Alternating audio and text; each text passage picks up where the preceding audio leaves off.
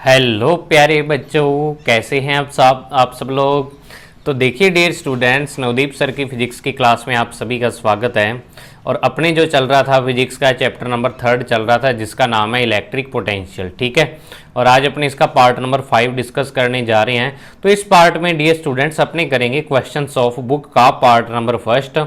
और जो अपना आज का टॉपिक होगा वो होगा MCQ क्वेश्चन, यानी मल्टीपल चॉइस, जो ऑप्शन वाले क्वेश्चन होते हैं, वो सारे क्वेश्चन इसमें डिस्कस करेंगे अपने। तो देखो बच्चों, क्या होता है कि जैसे कई स्टूडेंट्स मुझसे ये कहते हैं कि सर आप टॉपिक के साथ क्वेश्चन करवा दिया करो। तो देखो, मुझे कोई दिक्कत नहीं है, टॉपिक के साथ करवा दूंगा मैं, लेकिन आपको इन क्वेश्चन की सबसे ज़्यादा ज़रूरत पता है कब होगी? जब आपके पेपर आएंगे। ठीक है, तब आप ढूंढोगे कि सर ये क्वेश्चन समझ नहीं आ रहा, तो कौन सी वीडियो में आप मुझसे पूछोगे। तो तभी मैं क्या करता हूँ कि जो क्वेश्चन है उनके लिए अलग सी वीडियो बनाता हूँ, यानी कि वो सारे क्वेश्चन आपके एक अलग वीडियो में डिस्कस हो जाएं। तो अब जैसे ये वाली वीडियो मैं बना रहा हूं, तो इसमें मैं क्या करूंगा कि जो वीडियो का डिस्क्रिप्शन बॉक्स होगा ना, नीचे वीडियो पर ओके करते हो तो डिस्क्रिप्शन खुलता है नीचे, जिसमें सारा डिटेल बताई होती है। तो वहां क्वेश्चंस के नंबर डाल दूंगा मैं अब से। प्रीवियस वीडियो में भी ये मैं इंप्रूव कर दूंगा, वहां एडिट करके नंबर डाल दूंगा, और इसमें भी क्या करूंगा, नंबर मैं डालना अब स्टार्ट कर दूंगा। ठीक है, तो उससे आप क्वेश्चन ढूंढना आसान रहता है। ये वाला क्वेश्चन इस वीडियो में है, तो तभी मैं क्वेश्चंस के लिए अलग वीडियो बनाता हूँ, क्योंकि डाउट ज़्यादा बच्चों को जो न्यूमेरिकल क्वेश्चंस होते हैं उन्हीं में आते हैं, ज़्यादा डाउट जो आते हैं। तो उनके लिए सारे क्वेश्चंस के लिए मैं अलग वीडियो बनाता हूँ। तभी मैं पैटर्न ये रखता हूँ कि आप 3-4 टॉपिक करवा दिए, फिर उसके बाद एक जितने क्वेश्चंस कवर हो रहे हैं उतने चैप्टर में वो सारे क्वेश्चन आपको मैं करवा देता हूँ, जिससे एक अलग वीडियो बन जाती है इस पर। ठीक है, तो चलिए स्टार्ट करते हैं अपनी आज की वीडियो एक नई एनर्जी के साथ। तो देखिए डियर स्टूडेंट्स, अपने आ जाए मल्टीपल चॉइस क्वेश्चन। इसमें फर्स्ट क्वेश्चन देखो आपको क्या गिवन और क्या पूछा हुआ है। और एक चीज मैं आपको और यहाँ पे क्लियर करना चाहूंगा कि जो आपकी बुक में क्वेश्चन दिए हुए हैं ना, MCQ जो आज करवा रहा हूं जैसे मैं आपको, ये कंपटीशन लेवल के क्वेश्चन है जो IIT, नीट, JEE, NDA वगैरह के पेपर में आते हैं। ठीक है, तो वहां पे आपको ये क्वेश्चन बहुत ही ज़्यादा हेल्प करेंगे। तो आप सभी क्वेश्चन अच्छे तरीके से करो। पहला क्वेश्चन क्या दिया हुआ आपको कि at certain distance from a point charge electric field and electric potential are 50 volt per metre and 300 volt respectively, then distance is, यानी कि कुछ डिस्टेंस दी हुई है। मान लो ये चार्ज है आपका, जैसे मान लो Q चार्ज है, तो इससे कुछ डिस्टेंस पे आपको एक तो क्या दिया हुआ है, इलेक्ट्रिक फील्ड दिया हुआ है, इलेक्ट्रिक फील्ड आपको गिवन है, और एक आपको पोटेंशियल भी गिवन है इस पॉइंट पे, जो आपको पॉइंट ये। तो आपको क्या करना है, इस चार्ज से इस पॉइंट की डिस्टेंस जो R होती है वो आपको फाइंड करनी है। ठीक है, मतलब पोटेंशियल और जो इंटेंसिटी वो दोनों दे दी, और R आपको फाइंड करना है। तो अब देखो, इसके लिए जो मैं फॉर्मूला यूज करूंगा वो फॉर्मूला कौन सा है, आपको 4 ऑप्शन ये वाला गिवन है यहाँ पे। तो we know that electric potential होता है वो इलेक्ट्रिक फील्ड इंटू डिस्टेंस के इक्वल होता है। इलेक्ट्रिक फील्ड और इंटू में अगर अपने डिस्टेंस कर देते हैं तो वो आपके पास क्या आ जाता है, इलेक्ट्रिक पोटेंशियल। अब आप सोचोगे भी सर ये फॉर्मूला आप कहाँ से ले आए, तो आपको मैंने ये फॉर्मूला तो करवाया है ना, V is equal to E dot D R. V is equal to क्या करवाया, E डॉट डी आर करवाया। तो E विद इलेक्ट्रिक फील्ड होता है और dr क्या होता है, डिस्प्लेसमेंट या डिस्टेंस। तो इलेक्ट्रिक फील्ड इंटू डिस्टेंस के इक्वल आता है, अगर मैं डायरेक्ट मल्टीप्लाई की फॉर्म में लिखूं। ठीक है, तो अब देखो आपको V इज इक्वल टू, मैं यहाँ पे लिख रहा हूँ E इंटू आर। वैसे आपके इसको E इंटू डी आर लिखते हो, वो स्मॉल डिस्प्लेसमेंट dr के लिए होता है। तो अब आपके पास V is equal to E into R, और R की वैल्यू आपके पास क्या आ जाएगी, V अपॉन में E आ जाएगी। तो E और V दोनों की वैल्यूज आपको गिवन है, E 50 वोल्ट पर मीटर और V 300 है। तो R is equal to 300 upon 50 आ जाएगा। आंसर आपके पास आ जाएगा 6 मीटर, यानी कि C आपका आंसर हो जाएगा। यहाँ आंसर पर टिक मैं पहले तभी नहीं लगाता क्योंकि अपने को क्या पता कौन सा आंसर है, तो आप बाद में इस पर क्या करना, टिक लगा लेना। ठीक है, अब नेक्स्ट देखो सेकंड क्वेश्चन है। सेकंड क्वेश्चन करवाने से पहले एक बात मैं आपको क्लियर कर दूं यहाँ पे, और कि कई बच्चे सोचते हैं कि सर आपने तो कहा था कि जो न्यूमेरिकल है वो मैं बोर्ड पर करवाऊंगा, लेकिन आप अब तो बुक इस कॉपी में से करवा रहे हो, नोट्स में से।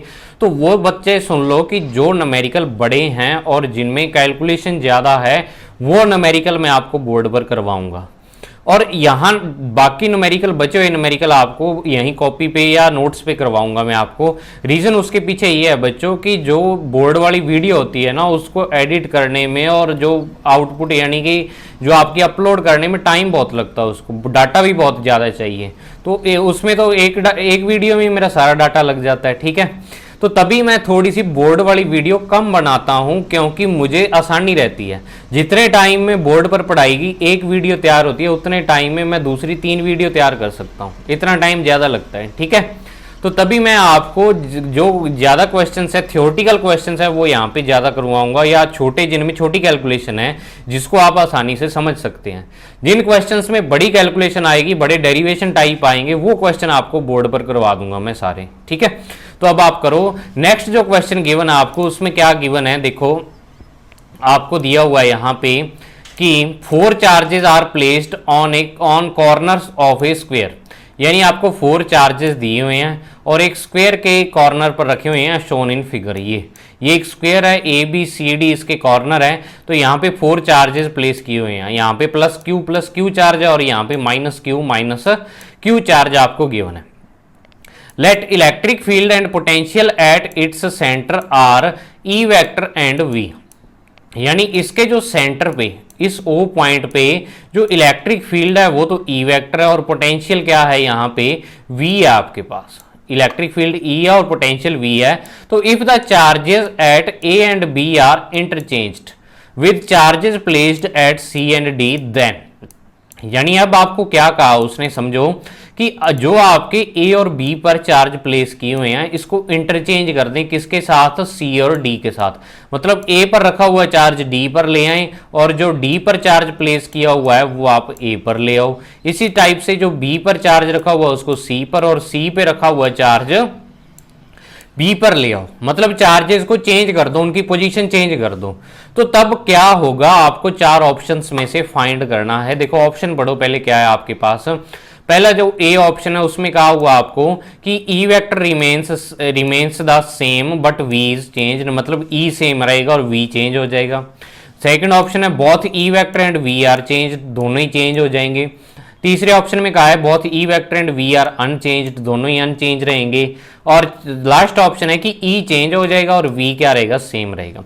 तो आपको बताना है कि ई और वी की वैल्यू पर क्या इफेक्ट पड़ेगा अगर अपने चार्जेस को क्या कर देते हैं, रिप्लेस कर देते हैं, ए बी वाले सी डी पर ले आते हैं। ठीक है, तो अब आप ऐसे देखो कि आपको देखो बता रहा हूं मैं कि यहां पे एक चीज गौर करने वाली है कि जो ये स्क्वायर है, स्क्वायर का जो सेंटर होता है वो इसके चारों कॉर्नर से सेम डिस्टेंस पर होता है। यानी अगर मान लो ये डिस्टेंस 2 सेंटीमीटर है, तो ये वाली भी 2 होगी, ए ओ डी ओ भी 2 होगी, और सी ओ भी कितनी होगी, 2 होगी, सारी 2 होंगी। तो अब आपको पता है कि जो इलेक्ट्रिक फील्ड होता है वो के क्यू अपॉन आर स्क्वायर होता है पॉइंट चार्ज के कारण, और जो इलेक्ट्रिक पोटेंशियल होता है वो के क्यू अपॉन आर होता है। तो अब देखो आर यहाँ पे सेम आ रहा है, तो मतलब आर की वैल्यू तो सेम रहेगी। तो आर की वैल्यू जब सेम रहेगी तो आपको पता है कि जो के क्यू अपॉन आर है ये भी उतना ही रहेगा। अगर मान लो इस चार्ज को उठा के मैं यहां पे ले आता हूं, तो तब भी इस सेंटर पॉइंट से जो इसकी डिस्टेंस है वो सेम रहेगी। तो अब अपने क्या करें, चारों के कारण पोटेंशियल की वैल्यू लिखें। तो चार्ज वही सारे हैं, सेम है, Q Q Q plus Q minus Q, और जो आर की वैल्यू है वो भी सेम रह रही है। तो मतलब पोटेंशियल पर कोई डिफरेंस नहीं पड़ेगा, पोटेंशियल में कोई चेंज नहीं आएगा। तो पोटेंशियल तो अपने पास आगे भी कोई चेंज नहीं आया।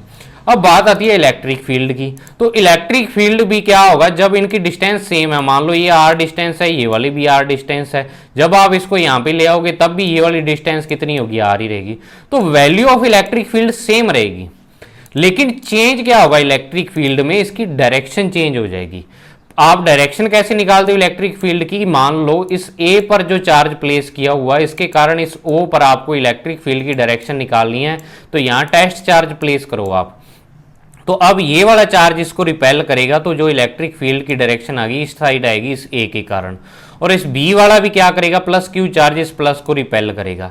तो मतलब दोनों के कारण डायरेक्शन ऐसे आ रही है, और दोनों का रिजल्टेंट कैसा आ जाएगा, ऐसे इनके बीच में आ जाएगा ना बीच में।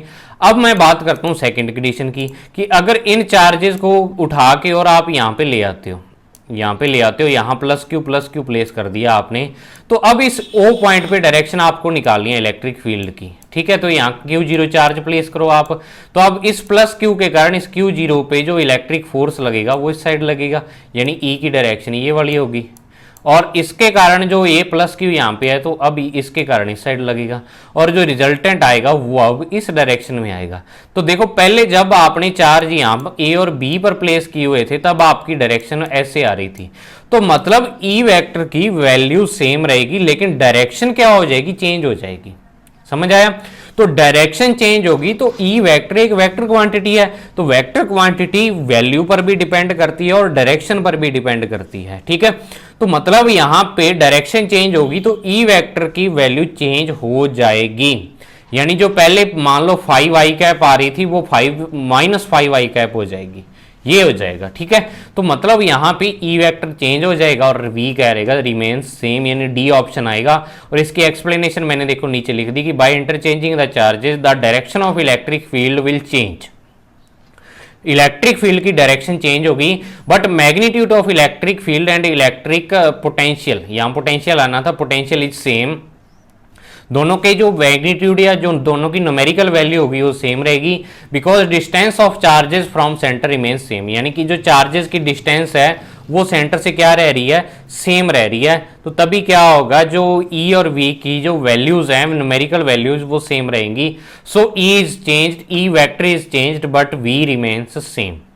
ई वेक्टर तो क्या हो जाएगा, चेंज हो जाएगा और वी क्या रहेगा, सेम रहेगा। अब आपको अगर मान लो ऐसे दे देते भी यहां पे वेक्टर ना लगा के ओनली ई लिखते, वेक्टर ना लगा के क्या लिखते, ई लिखते, तो तब ई की वैल्यू भी सेम रहती, क्योंकि ओनली ई है जो वो अपने को ओनली मैग्नीट्यूड के बारे में बता रहा है।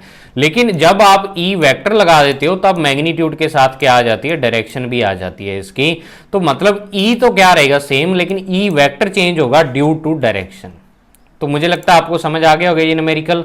अब चलते हैं अपने थर्ड न्यूमेरिकल पर, क्या दिया हुआ थर्ड में आपको और क्या फाइंड करना है कि the electric potential at some point is an electric field is 200 volt, यानी इलेक्ट्रिक पोटेंशियल की वैल्यू आपको गिवन है, इलेक्ट्रिक फील्ड में किसी पॉइंट पे कितनी है, 200 वोल्ट है।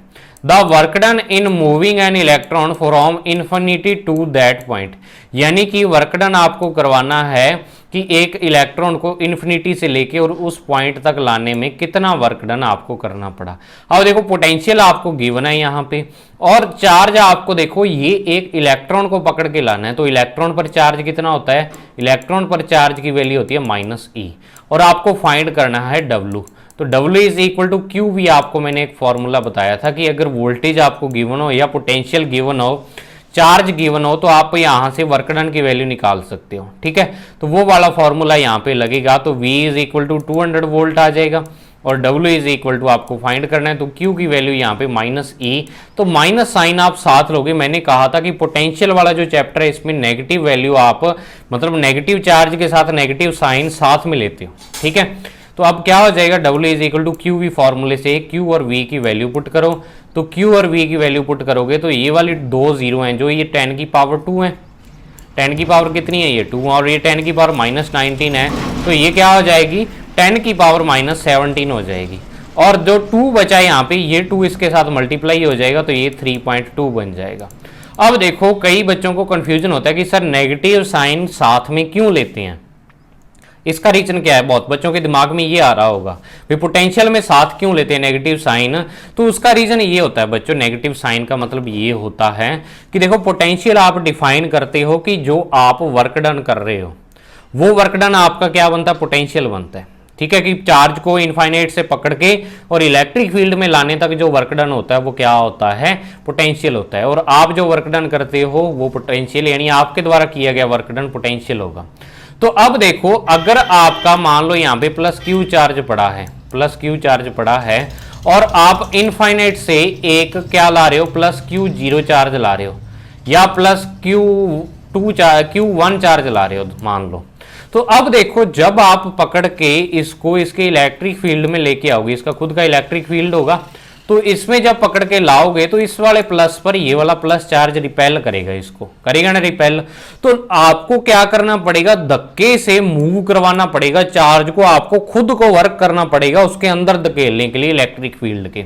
तो जब आपको वर्क करना पड़ेगा तो यहां पे जो आपके द्वारा वर्क होगा वो पॉजिटिव होगा। तो तभी अपने क्या करते हैं कि ये मानते हैं कि जो पॉजिटिव चार्ज है उसका पॉजिटिव साइन साथ में लेंगे, क्योंकि वर्क डन क्या होगा, पॉजिटिव होगा। ठीक है, तो अब नेक्स्ट देखो क्या होगा कि अगर मान लो ये सिचुएशन मैं नेगेटिव चार्ज के लिए जनरेट करता हूं, भी यहाँ पे प्लस क्यू चार्ज पड़ा है, ये इसका इलेक्ट्रिक फील्ड है, और आप एक नेगेटिव चार्ज, मान लो एक इलेक्ट्रॉन है, इस पे नेगेटिव चार्ज है, इसको यहाँ इसके क्या करना है, इलेक्ट्रिक फील्ड में लेके आना है, लेके आना है। तो अब इस चार्ज को क्या होगा, पकड़ के तो आप लाओगे, पकड़ के तो आप लाओगे, लेकिन ये चार्ज ऑटोमेटिक इससे अट्रैक्ट होगा। तो अब इसको जो पकड़ के अपने ला रहे हैं, अब अपने को जो वर्क करना पड़ेगा वो इसे रोकने में करना पड़ेगा। मतलब ये तो भागा जाएगा उसकी तरफ, इस प्लस क्यू चार्ज की तरफ भागा जाएगा, क्योंकि इसको क्या कर रहा है, ये अट्रैक्ट कर रहा है माइनस चार्ज को। तो अपने को क्या करना पड़ेगा, मैंने आपको कहा था कि पोटेंशियल में जो भी चार्ज अपने लाते हैं उसकी वेलोसिटी इतनी कम रखते हैं कि जो काइनेटिक एनर्जी है वो मिनिमम रहे। तो अपने को क्या करना पड़ेगा, ये तो अपनी तरफ से स्पीड से भागेगा, तो अपने को खींच के पीछे रखना पड़ेगा, भी हाँ रुक जा तू, रुक जा, फिर आगे जाना तू, ठीक है। लेकिन जो आपका पॉजिटिव चार्ज था उसको धकेल के लाना पड़ता है, भी जा तू अंदर इसके।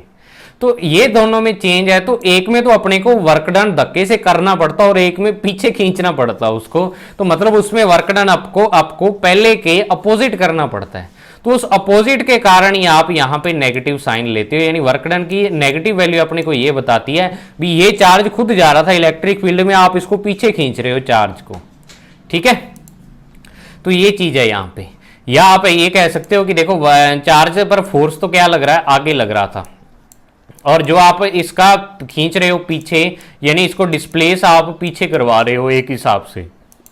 तो फोर्स और डिस्प्लेसमेंट के बिटवीन एंगल यहाँ पे 180 डिग्री का आ जाएगा। कैसे मर्जी समझ सकते हो, वो अलग अलग तरीके होते हैं, ठीक है। तो आपको पहले वाला तरीका समझ आ गया होगा।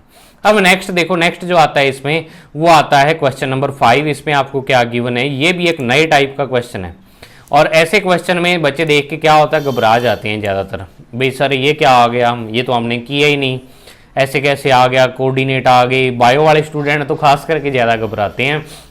तो घबराना नहीं है, बहुत ही आसान क्वेश्चन आपको कि a charge of 10 mu coulomb is located at the origin of X Y coordinate system. The potential difference between points a,0 and a/√2 and a/√2। यानी आपको क्या गिवन है यहाँ पे कि एक 10 म्यू कूलम का चार्ज है, 10 म्यू कूलम का चार्ज है, और वो एक एक्स वाई कोऑर्डिनेट सिस्टम में प्लेस किया हुआ है। तो आपको इन दोनों पॉइंट के बिटवीन पोटेंशियल डिफरेंस निकालना है। तो सबसे मेन चीज जो इस क्वेश्चन में आती है वो आती है इस क्वेश्चन का डायग्राम, ठीक है। तो पहले आपको डायग्राम बनाना आना चाहिए इस क्वेश्चन का। तो ये डायग्राम मैंने बना रखा है। तो आपको क्या कहा हुआ है कि एक चार्ज है, वो चार्ज कहाँ पे प्लेस किया हुआ है, ऑरिजिन पर प्लेस कर रखा है। तो देखो बच्चों, इसके डायग्राम में आपको क्या दिया हुआ है, डायग्राम में आपको दिया है कि ये वाला एक पॉइंट है, यहाँ पे ये ओरिजिन पॉइंट है, ओरिजिन के जो कोऑर्डिनेट है वो 0,0 है, और यहाँ पे आपने 10 म्यू कूलम का एक चार्ज प्लेस किया हुआ है जिसको मैंने क्यू नाम दे दिया यहाँ पे, ठीक है।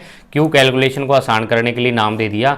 अब इससे क्या है कि ए और बी पॉइंट है, और ए और बी पॉइंट के कोऑर्डिनेट आपको गिवन है कि पहला पॉइंट है उसके जो कोऑर्डिनेट है वो a,0 है, स्मॉल a,0, और दूसरा जो पॉइंट है उसके जो कोऑर्डिनेट है a/√2 और कॉमा में a/√2 है। तो पहले तो आपको ये कोऑर्डिनेट ढूंढने आने चाहिए, भी इनको ग्राफ में ढूंढेंगे कैसे। तो वो अगर मान लो 10th क्लास में किसी बच्चे ने ग्राफ अच्छे तरीके से कर रखा है तो वो बच्चा तो आसानी से इसको ढूंढ सकता है, ठीक है। अब अपने देखो कैसे ढूंढते हैं इसको, कि मान लो ये पॉइंट पहला है, इसको मैंने ए अपनी तरफ से नाम दे दिया और इसको बी नाम दे दिया। तो अब ए पॉइंट है, इसमें एक्स कोऑर्डिनेट तो आपका ए और वाई कोऑर्डिनेट 0 है, और वाई कोऑर्डिनेट 0 एक्स एक्सिस पर होता है, ठीक है। तो यानी ये पॉइंट एक्स एक्सिस पर आएगा और ए डिस्टेंस पर आएगा, ये वाला जो पॉइंट होगा, मतलब यहाँ पे a,0 आ जाएगा। अब दूसरा जो आपको पॉइंट गिवन है वो a/√2 और a/√2 है। तो मतलब अपने क्या है, पॉइंट है जो आपका एक्स एक्सिस से भी a/√2 डिस्टेंस पे और वाई पे भी। तो एक्स एक्सिस पे a/√2 डिस्टेंस ले लो और वाई पे ले लो, तो दोनों का जो काटने वाला बिंदु होगा, इंटरसेक्शन पॉइंट आगा दोनों का, वो आपका a/√2 हो जाएगा। और a/√2 की अगर आप वैल्यू निकालो तो ये लगभग क्या आती है 0.7 a आती है। मतलब a का 70%, मतलब जितना a ले रहे हो उसका 70% डिस्टेंस आप लोगे इसकी। तो मतलब इस पॉइंट की सीध में ये यहाँ पे क्या आ जाएगा, b पॉइंट आपके पास आ जाएगा। तो अपने क्या करते हैं, इस ओरिजिन को इस b से क्या कर देते हैं, मैच कर देते हैं, मिला देते हैं, और a से भी। और जो a वाली डिस्टेंस है उसको r1 एज्यूम कर लेते हैं, और जो b वाली डिस्टेंस है o से लेके वो r2 एज्यूम कर लेते हैं। क्योंकि देखो आपको निकालना क्या है, इसने क्या पूछा हुआ है कि पोटेंशियल डिफरेंस निकालना है इस a और b पॉइंट के बिटवीन। तो पोटेंशियल डिफरेंस निकालना है, तो पोटेंशियल डिफरेंस तो तब आता है जब आपके पास इन दोनों पॉइंट पर पोटेंशियल की वैल्यू पता हो। भी इलेक्ट्रिक पोटेंशियल कितना होगा इन दोनों पॉइंट पर, तो पोटेंशियल की आपको वैल्यू सबसे पहले फाइंड करनी पड़ेगी, फिर उन दोनों को माइनस कर देंगे, जिससे क्या आ जाएगा, पोटेंशियल डिफरेंस आ जाएगा। ठीक है, तो अब देखो क्या करते हैं अपने कि जो चार्ज आपको गिवन है वो 10 म्यू कूलम चार्ज गिवन है आपको, और दूसरा आपको है let the distance of both the points from origin is r1 and r2। r1 और r2 डिस्टेंस आपको गिवन है ओरिजिन से। So potential on a due to charge q, Q के कारण आपको क्या करना है, इस A पॉइंट पे, इस Q चार्ज के कारण आपको इस A पॉइंट पे पोटेंशियल फाइंड करना है। तो अब आपको चाहिए ये वाली डिस्टेंस R1, तो अपने लिखेंगे KQ अपॉन R1। अब R1 और R2 तो आपने एज्यूम किया अपनी तरफ से, आपको क्वेश्चन में नहीं दिया, तो आपको R1 और R2 की वैल्यू फाइंड करनी पड़ेगी जो क्वांटिटीज आपको क्वेश्चन में दी है। तो मतलब अब आपको O से लेके और A तक की डिस्टेंस फाइंड करनी है, O से लेके A तक की। तो O के कोऑर्डिनेट पता है आपको, A के कोऑर्डिनेट पता है, तो जब दो पॉइंट के कोऑर्डिनेट पता हो आपको तो डिस्टेंस कैसे फाइंड करते हैं। 10th क्लास में पढ़ा होगा, कोऑर्डिनेट जियोमेट्री वाला चैप्टर आया था उसमें मैथमेटिक्स में, तो उसमें अपने पास एक फॉर्मूला आया था, और वो फॉर्मूला क्या था आपके पास, अगर किसी के नहीं याद हो तो वो फॉर्मूला आप याद कर लो, फिजिक्स में कई जगह काम आएगा ये वाला फॉर्मूला। x2 माइनस x1 का square plus y2 minus y1 का स्क्वायर, ये दो पॉइंट के बिटवीन आपका डिस्टेंस फाइंड करने का फॉर्मूला होता है। ठीक है, x1 y1 यहाँ पे फर्स्ट पॉइंट के कोऑर्डिनेट और x2 y2 सेकंड पॉइंट के कोऑर्डिनेट है। ठीक है, तो अब x2 ये वाला a है और x1 यहाँ पे 0 है, तो a माइनस 0 का स्क्वायर, और y2 यहाँ पे 0 है और y1 भी यहाँ पे 0 है, तो y2 माइनस y1 का स्क्वायर, तो a square minus a square plus 0, तो a स्क्वायर से ये वाला स्क्वायर से अंडर कैंसिल, तो क्या हो जाएगा आपके पास R1 की जो वैल्यू आती है वो A आ जाएगी आपके पास स्मॉल a। तो V1 आपके पास KQ अपॉन R1 है, तो आपके पास V1 आ जाएगा KQ अपॉन A, यानी इस A पॉइंट पर पोटेंशियल की वैल्यू आपके पास आ गई।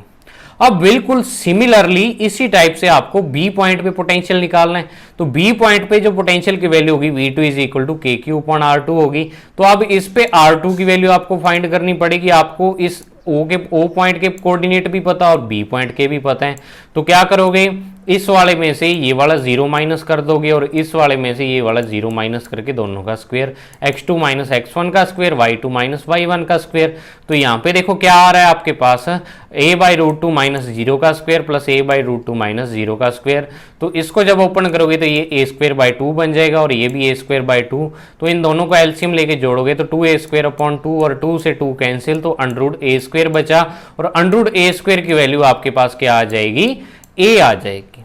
ये आपके पास क्या आ गया, R2 की वैल्यू आ गई। तो पोटेंशियल V2 जो होगा वो भी KQ अपॉन A बन जाएगा। अब आपको निकालना है A और B पॉइंट के बिटवीन पोटेंशियल, तो आप क्या करो, या V1 माइनस V2 या V2 माइनस V1 कुछ भी कर दो। तो दोनों ही जब करोगे तो दोनों की वैल्यू सेम है, तो सेम वैल्यूज को माइनस करोगे तो आंसर आपके पास क्या आ जाएगा, 0 आ जाएगा। तो मतलब जो आपका ऑप्शन नंबर बी इसका क्या आ जाएगा, आंसर हो जाएगा।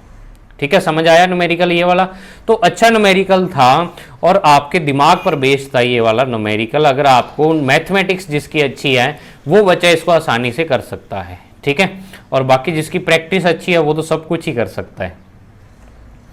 अब नेक्स्ट है, an alpha particle is moved from rest from a point where potential is 70 volt to another point having potential 50 volt, the kinetic energy of alpha particle at the second point is. मतलब कि आप क्या कर रहे हो, alpha particle को move कर रहे हो, मान लो ये एक पॉइंट है और ये दूसरा पॉइंट है, यहाँ पे पोटेंशियल 70 वोल्ट है और यहाँ पे पोटेंशियल आपके पास कितना आ रहा है, 50 वोल्ट आ रहा है।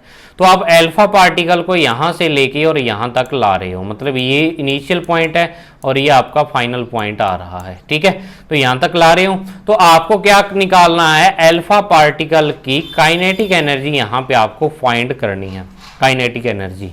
तो काइनेटिक एनर्जी यहां पे डायरेक्ट फाइंड करने का अपने पास कोई फॉर्मूला नहीं है, लेकिन यहां कॉन्सेप्ट ये लगेगा कि जब आप अल्फा पार्टिकल को लेके जाओगे तो जो आप उस पर वर्क डन करोगे वो उसकी एनर्जी बन जाता है, और वो एनर्जी यहां पे काइनेटिक एनर्जी की फॉर्म में आएगी, ठीक है। तो अब आपको क्या करना होगा कि आपको यहां पे वर्क डन निकालना, और वो वर्क डन ही एनर्जी बनता है। तो अब वर्क डन के लिए W is equal to Q V formula होता है, तो V का मान आपको यहां पे फाइंड करना पड़ेगा, V की वैल्यू।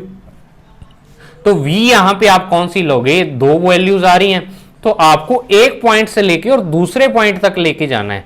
तो इलेक्ट्रिक फील्ड में एक पॉइंट से लेके दूसरे पॉइंट तक जब वर्क डन अपना करना पड़ता है वो पोटेंशियल डिफरेंस होता है। क्या होता है, पोटेंशियल डिफरेंस होता है। तो आपको यहां पे पोटेंशियल डिफरेंस लेना पड़ेगा, मतलब V आपका पोटेंशियल डिफरेंस होगा यहां पे, और Q होगा अल्फा पार्टिकल पर चार्ज, और अल्फा पार्टिकल पर जो चार्ज होता है वो +2e के इक्वल होता है। मतलब क्या होता है, +2e मतलब इलेक्ट्रॉन का डबल होता है। तो अब वही चीज मैंने यहाँ पे लिखी है, देखो सॉल्यूशन आपके पास। और एक चीज और कि जो आपको यहाँ पे आंसर पूछा हुआ है ना, वो आंसर इलेक्ट्रॉन वोल्ट में पूछा हुआ है, ना कि जूल में, क्योंकि एनर्जी के दो फॉर्मूले दो यूनिट्स होती हैं, एक जूल होती है और एक इलेक्ट्रॉन वोल्ट होती है। तो देखो पोटेंशियल फर्स्ट पॉइंट का 70 वोल्ट है, सेकंड का 50 वोल्ट है, पोटेंशियल डिफरेंस आ जाएगा 20 वोल्ट, ये आ जाएगा। अब charge on alpha particle +2e होता है। तो अब आपको देखो इस E को E रखना है, कारण क्या है रखने का, वो नई चीज आप यहाँ पे एक सीखोगे जो आपके आगे काम आएगी, कि आपको देखो वर्क डन निकालना है। तो so work done to move a charge from one point to another will make its kinetic energy. Work done ही क्या बन जाएगा, इसकी काइनेटिक एनर्जी बन जाएगा। तो W is equal to Q V फॉर्मूले से अपने Q की वैल्यू 2e रखते हैं और V की वैल्यू 20 वोल्ट रखते हैं। तो अब देखो एक तो कई स्टूडेंट क्या करेंगे कि इस E की वैल्यू यहाँ पे पुट कर देंगे, इंटू क्या कर देंगे 1.6 इंटू में आ जाएगा 10 की पावर क्या आ जाएगा -19, ये वैल्यू पुट करेंगे और फिर इसकी वैल्यू कुलाम में लिख देंगे। और जब अपने यहाँ पे ये वाली वैल्यू पुट करेंगे तो कुलाम इंटू वोल्ट यानी जूल आपके पास क्या आ जाएगा, आंसर आ जाएगा जूल में। फिर से आपको इलेक्ट्रॉन वोल्ट में इसको चेंज करने के लिए 1.6 इंटू 10 की पावर -19 से डिवाइड करना पड़ेगा। तो पहले मल्टीप्लाई कर रहे हो फिर डिवाइड कर रहे हो, तो कोई तुक तो नहीं निकला ना। तो तभी अपने जब पोटेंशियल वाले क्वेश्चन में सुन लो कि जब आपको Q की वैल्यू E की फॉर्म में गिवन हो, मतलब चार्ज ऑफ इलेक्ट्रॉन की फॉर्म में गिवन हो, तो आपको उसको वैसे ही रखना है अगर आपको आंसर इलेक्ट्रॉन वोल्ट में निकालना है। तो अपने यहाँ पे 2E को 20 से मल्टीप्लाई कर देंगे तो ये 40 और E और V साथ में आके इलेक्ट्रॉन वोल्ट बन जाएगा, मतलब 40 इलेक्ट्रॉन वोल्ट आपका आंसर आ जाएगा। आपको चार्ज को कुलाम में चेंज करने की जरूरत नहीं होगी अगर आपको आंसर इलेक्ट्रॉन वोल्ट में पूछा हुआ आपसे, ठीक है। तो आप उसको वैसे का वैसे ही रखो और डायरेक्ट ईवी लिख दो, बस बिल्कुल सिंपल सा काम है, ठीक है। तो ये आपके पास क्या था, क्वेश्चन नंबर था 7। फिर आता है क्वेश्चन नंबर 10, और ये वाला क्वेश्चन बच्चों वो वाला क्वेश्चन ही आ गया जो मैं कह रहा था कि खतरनाक टॉपिक है, जो अपने इलेक्ट्रिक पोटेंशियल और इलेक्ट्रिक फील्ड के बिटवीन क्या था, रिलेशन निकाला था अपने, ठीक है। खतरनाक सा रिलेशन था ना, प्रीवियस वीडियो में अपने किया था, तो उसी पर बेस्ड क्वेश्चन है। अब देखो क्वेश्चन आसान होगा, इसका डेरिवेशन ही वो ऐसा था। तो देखो क्वेश्चन में आपको क्या गिवन है यहाँ पे कि the electric potential function for some electric field is defined by V is equal to -5x + 3y + 115z। यानी आपको V की वैल्यू दी हुई है, और V की वैल्यू किसकी फॉर्म में दी है, x y z की फॉर्म में आपको गिवन है यहाँ पे V की वैल्यू। तो मैंने आपको यही कहा था उस दिन कि आपको V की वैल्यू x y z की फॉर्म में गिवन होगी और E की वैल्यू आपको फाइंड करनी होगी। तो the intensity of electric field in SI unit at point X Y Z point पे आपको इलेक्ट्रिक फील्ड इंटेंसिटी की वैल्यू निकालनी है। तो देखो इस पर बेस्ड 3-4 न्यूमेरिकल आएंगे, तो उन 3-4 न्यूमेरिकल को अगर आप 2-3 बार करके देखोगे तो आपके अच्छे तरीके से क्लियर हो जाएगा ये वाला टॉपिक।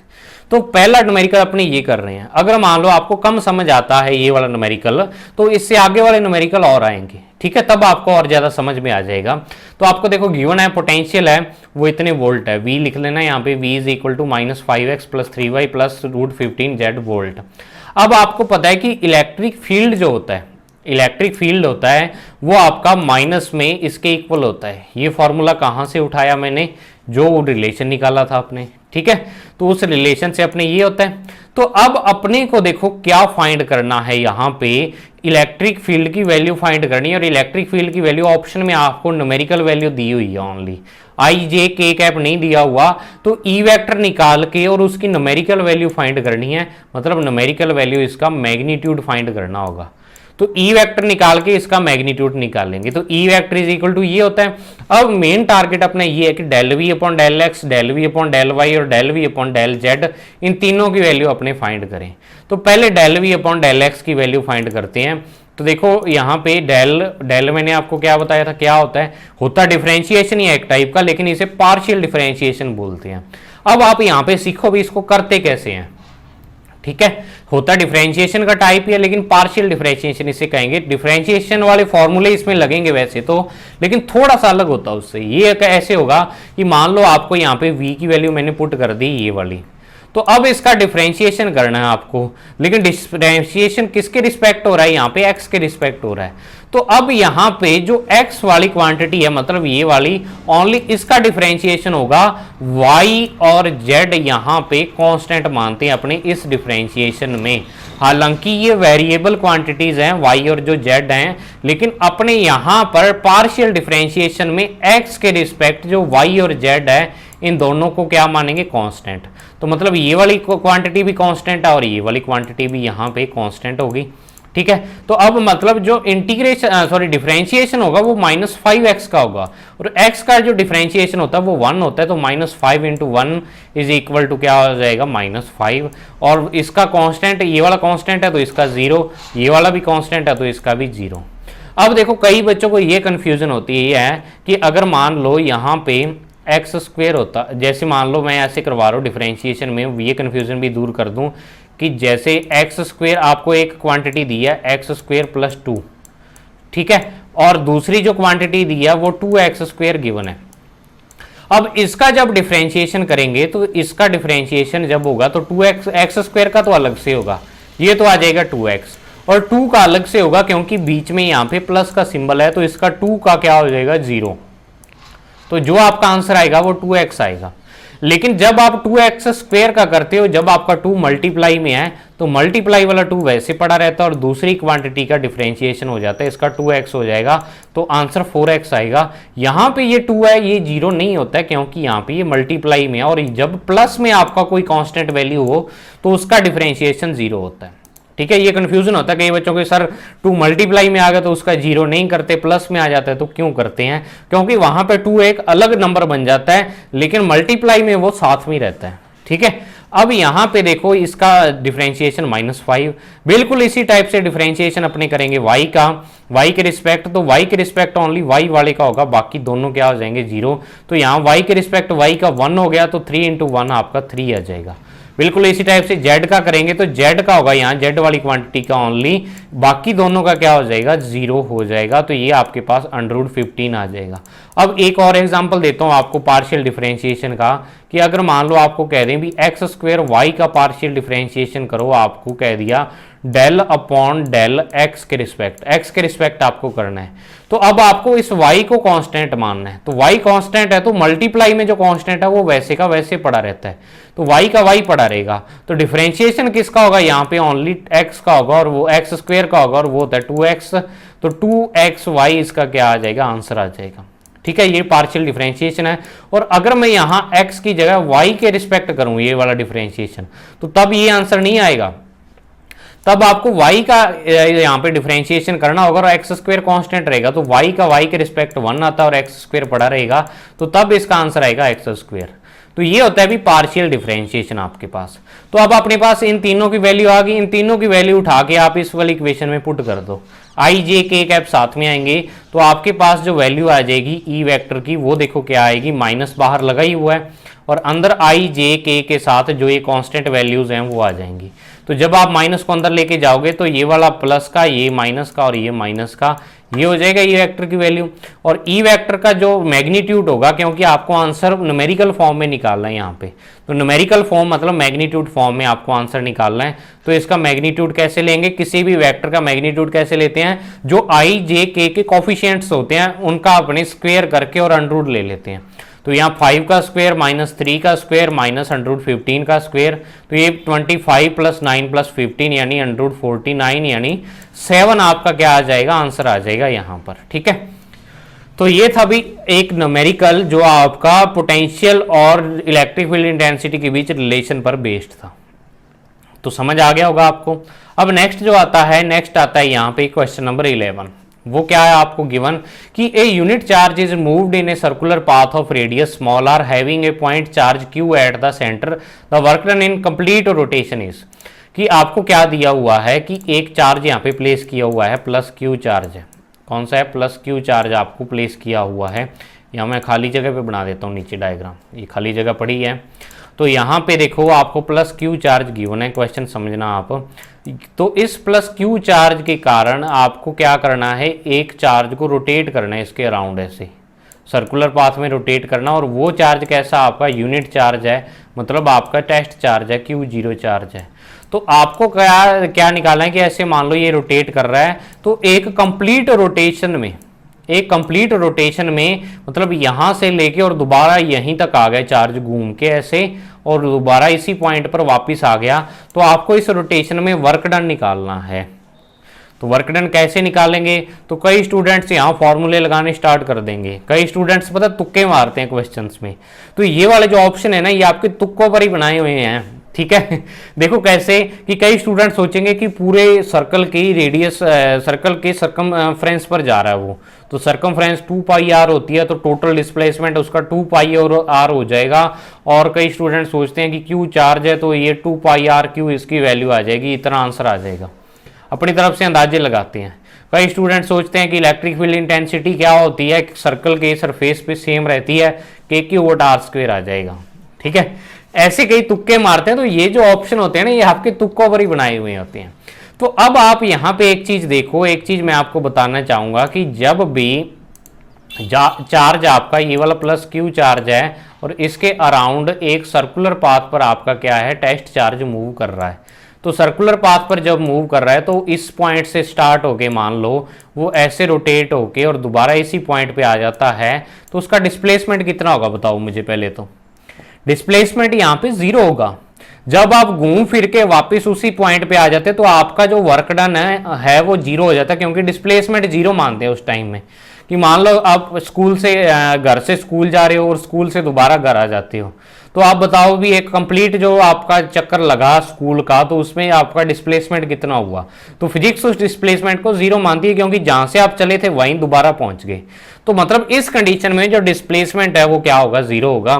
तो डिस्प्लेसमेंट 0 तो वर्क डन भी क्या हो जाएगा, 0 हो जाएगा, जब डिस्प्लेसमेंट ही 0 है।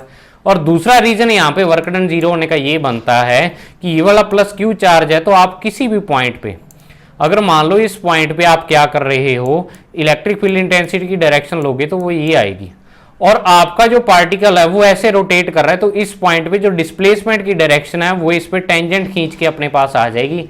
मतलब डिस्प्लेसमेंट जो dr है आपका, उसकी डायरेक्शन ये वाली होगी। तो हर पॉइंट पे E और dr के बिटवीन 90 डिग्री का एंगल आएगा। मान लो आप यहाँ पे बात करते हो इस पॉइंट पे, तो इस पॉइंट पे E वेक्टर की डायरेक्शन तो क्या होगी, perpendicular to the surface.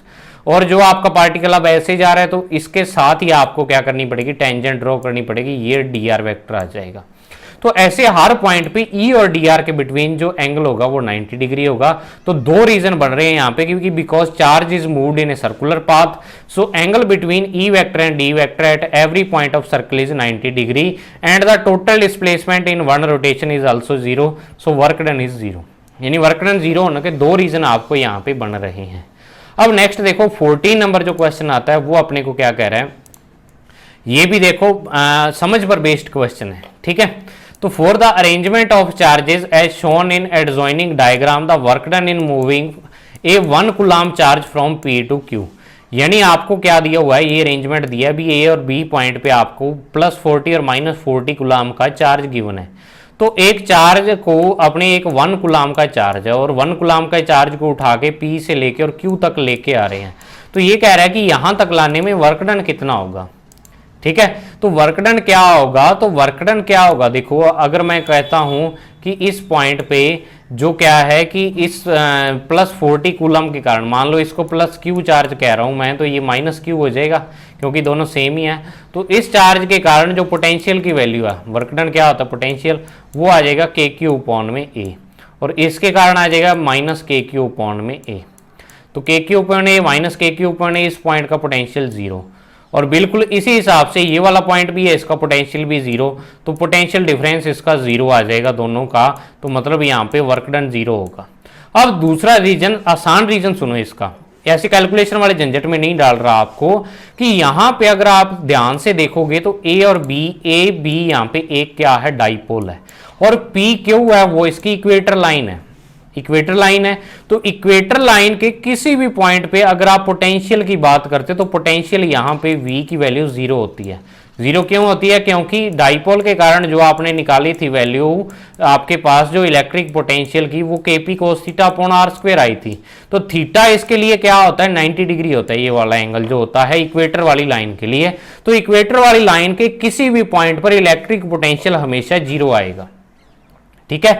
Zero क्यों आएगा, क्योंकि ये वाले जो पॉइंट इस इक्वेटर लाइन के जितने भी पॉइंट होंगे वो इन दोनों चार्जेस से सेम डिस्टेंस पर होंगे। तो एक प्लस चार्ज है एक माइनस चार्ज है, तो दोनों का सम हमेशा जीरो ही रहेगा। तो वही चीज है कि according to the diagram dipole AB is given and PQ is the equator and potential due to dipole at its equator is zero. So work done from P to Q is zero. कि work done zero क्यों होगा, क्योंकि potential zero है, V आपके पास zero है, तो W is equal to Q V फॉर्मूले से वर्क डन भी क्या हो जाएगा, जीरो हो जाएगा। तो देखो सारे क्वेश्चंस आपके कॉन्सेप्चुअल क्वेश्चंस हैं। तो वैसे तो क्या होता है कि जो प्रीवियस ईयर अगर बोर्ड के पेपर उठा के देखे तो उसमें न्यूमेरिकल क्वेश्चंस ज़्यादा जो होते हैं, वो जो पर्टिकुलर न्यूमेरिकल क्वेश्चन है जो आपकी बुक में बिल्कुल लास्ट में दिए हुए हैं वहीं से ज़्यादा आते हैं, या बुक के अंदर जो सॉल्व है वहाँ से। MCQ से बहुत कम चांस आते हैं क्वेश्चन आने के, लेकिन जो कंपटीशन एग्जाम है ना उसमें डायरेक्ट उठा लेते हैं। खासकर राजस्थान में जितने कंपटीशन एग्जाम होते हैं ना, उसमें अगर फिजिक्स का क्वेश्चन डालना हो तो इस राजस्थान बोर्ड वाली बुक से डालेंगे वो, ठीक है ना। तो तभी मैं आपको सारी चीजें डिटेल में करवा रहा हूं, तो इसको अच्छे तरीके से करते रहो। मिलते हैं अपने नेक्स्ट वीडियो में। देखो MCQ क्वेश्चन करते करते 40 मिनट हो गए अपने को, इतने क्वेश्चन डिस्कस करते ही। तो तभी मैंने क्या है कि वेरी शॉर्ट आंसर टाइप नहीं करवाए, वो अपने एक दो टॉपिक और करके फिर अपने वेरी शॉर्ट आंसर टाइप कर लेंगे। तो तब तक के लिए thank you, have a nice day. करते रहें ऐसी सारे का आप अपनी प्रैक्टिस। मिलते हैं नेक्स्ट वीडियो में।